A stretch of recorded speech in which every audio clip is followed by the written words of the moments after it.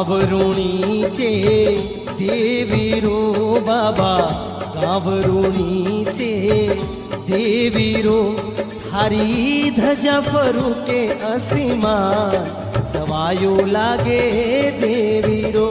थारी धजा फरूके असीमान सवायो लागे देवीरो गावरुणीचे देवीरो बाबा गावरुणीचे देवीरो थारी धजा फरूके असीमान सवायो लागे देवीरो थारी धजा फरूके असीमान सवायो लागे देवीरो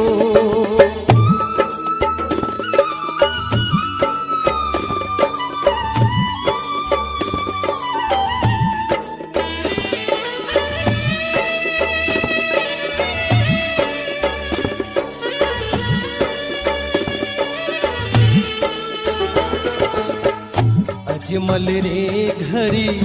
आविया ओ बाबा अजमल रे घरी आविया थे तो मोहन कृष्ण मुरा